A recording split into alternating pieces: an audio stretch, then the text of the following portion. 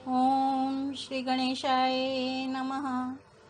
ओम नमो भगवते वासुदेवाय। श्रीमद् भागवत में प्रथम स्कंद छठा अध्याय शुरू करते हैं। नारद जी के पूर्व चरित्र का शेष भाग। श्री सूत जी कहते हैं, शौनक जी, देवर्षि नारद के जन्म और साधना की बात सुनकर सत्यवती नंदन भगवान श्री व्यास जी ने उनसे फिर यह प्रश्न किया। श्री व्यास जी ने पूछा, नारद जी, जब आपको ज्ञानोपदेश करने वाले महात्मा गण चले गए तब आपने क्या किया? उस समय तो आपकी अवस्था बहुत छोटी थी।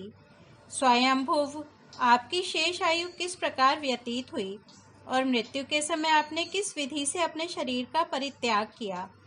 देवर्षे, काल तो सभी वस्तुओं को नष्ट कर देता है। उसने आपकी इस पूर्व कल्प की स्मृति का कैसे नाश नहीं किया? श्री नारद जी ने कहा, मुझे ज्ञान उपदेश करने वाले महात्मागण जब चले गए तब मैंने इस प्रकार अपना जीवन व्यतीत किया। यद्यपि उस समय मेरी अवस्था बहुत छोटी थी। मैं अपनी माँ का इकलौता लड़का था। एक तो वह स्त्री थी, दूसरे मूढ़ और तीसरे दासी थी। मुझे भी उसके सिवा और कोई सहारा नहीं था। उसने अपने को मेरे स्नेह पाश से जकड़ रखा था।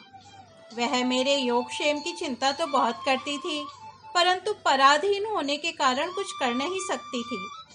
जैसे कठपुतली नचाने वाले की इच्छा के अनुसार ही नाचती है, वैसे ही यह सारा संसार ईश्वर के अधीन है। मैं भी अपनी माँ के स्नेह बंधन में बंधकर उस ब्राह्मण बस्ती में ही रहा। मेरी अवस्था केवल 5 वर्ष की थी। मुझे दिशा, देश और काल के संबंध में कुछ भी ज्ञान नहीं था। एक दिन की बात है, मेरी माँ गौ दूहने के लिए रात के समय घर से बाहर निकली। रास्ते में उसके पैर से सांप छू गया। उसने उस बेचारी को डस लिया। उस सांप का क्या दोष? काल की ऐसी ही प्रेरणा थी। मैंने समझा, भक्तों का मंगल चाहने वाले भगवान का यह भी एक अनुग्रह ही है। इसके बाद मैं उत्तर दिशा की ओर चल पड़ा।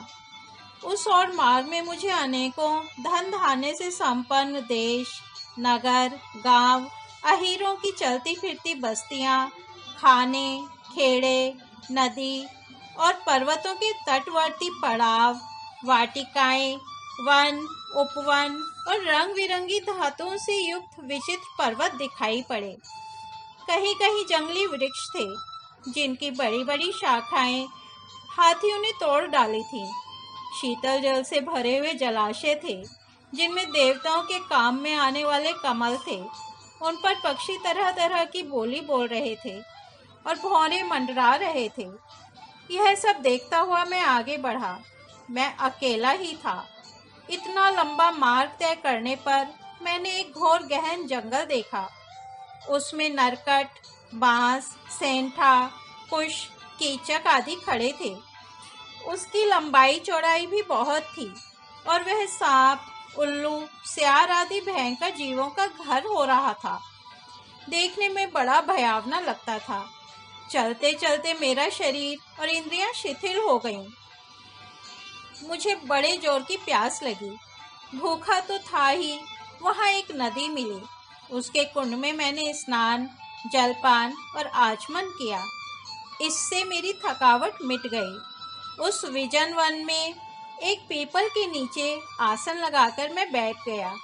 उन महात्माओं से जैसे मैंने सुना था, हृदय में रहने वाले परमात्मा के उसी स्वरूप का मैं मन ही मन ध्यान करने लगा। भक्ति भाव से वशीकृत चित्त द्वारा भगवान के चरण कमलों का ध्यान करते ही भगवत प्राप्ति की उत्कट लालसा से मेरे नेत्रों में आंसू छलछला आए और हृदय में धीरे धीरे भगवान प्रकट हो गए। व्यास जी, उस समय प्रेमा भाव के अत्यंत उद्रेक से मेरा रोम रोम पुलकित हो उठा। हृदय अत्यंत शांत और शीतल हो गया। उस आनंद की बाढ़ में मैं ऐसा डूब गया कि मुझे अपना और ध्येय वस्तु का तनिक भी भान न रहा। भगवान का वह अनिर्वचनीय रूप समस्त शोकों का नाश करने वाला और मन के लिए अत्यंत लुभावना था। सहसा उसे न देख मैं बहुत ही विकल हो गया और अनमना सा होकर आसन से उठ खड़ा हुआ। मैंने उस स्वरूप का दर्शन फिर करना चाहा, किंतु मन को हृदय में समाहित करके बार बार दर्शन की चेष्टा करने पर भी मैं उसे नहीं देख सका। मैं अतृप्त के समान आतुर हो उठा। इस प्रकार निर्जन वन में मुझे प्रयत्न करते देख स्वयं भगवान ने, जो वाणी के विषय नहीं है, बड़ी गंभीर और मधुर वाणी से मेरे शोक को शांत करते हुए कहा, खेद है कि इस जन्म में तुम मेरा दर्शन नहीं कर सकोगे। जिनकी वासनाएं पूर्णतः शांत नहीं हो गई हैं, उन अध कचरे योगियों को मेरा दर्शन अत्यंत दुर्लभ है।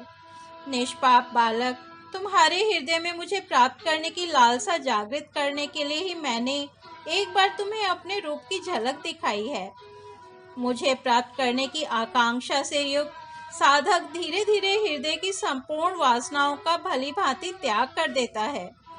अल्पकालीन संत सेवा से ही तुम्हारी चित्त वृत्ति मुझ में स्थिर हो गई है।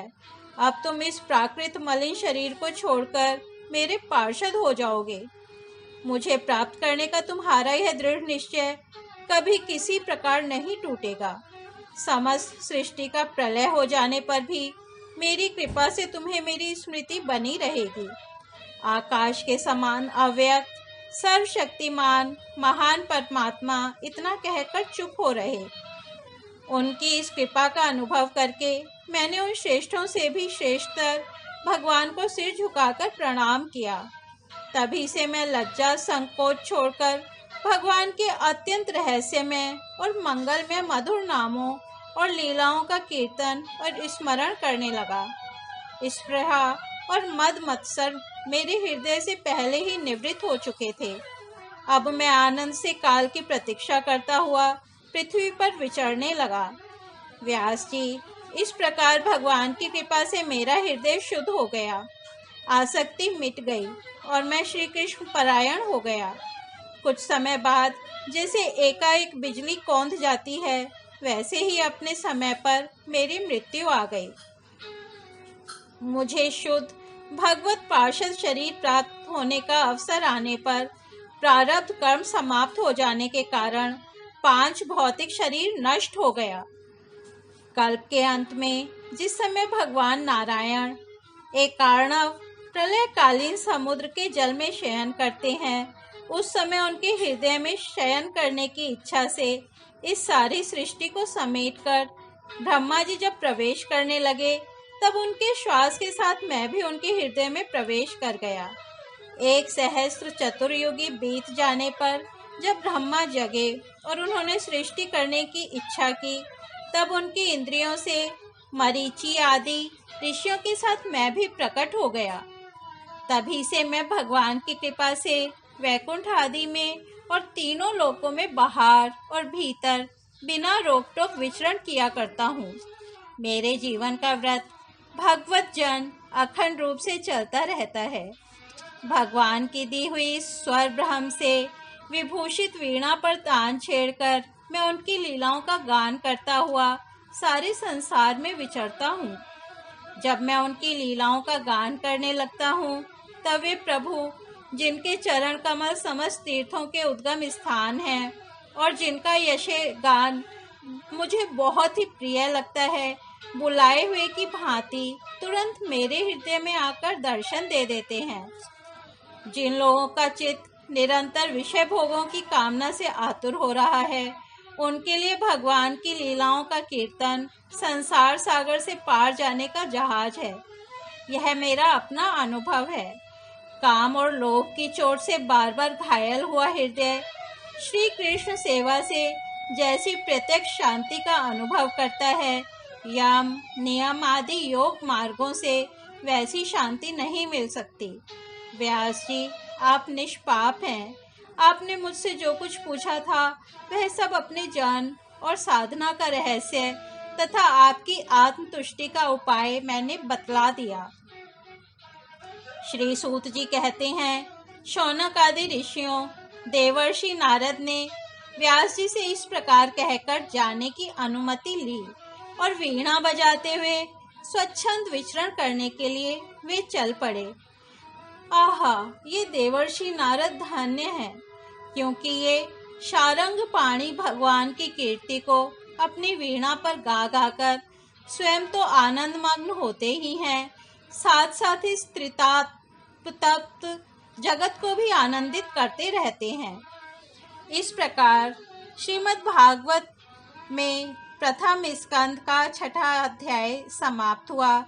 कल हम 7वां अध्याय अश्वत्थामा द्वारा द्रौपदी के पुत्रों का मारा जाना और अर्जुन के द्वारा अश्वत्थामा का मान मर्दन सुनेंगे। तब तक के लिए विराम देते हैं। धन्यवाद।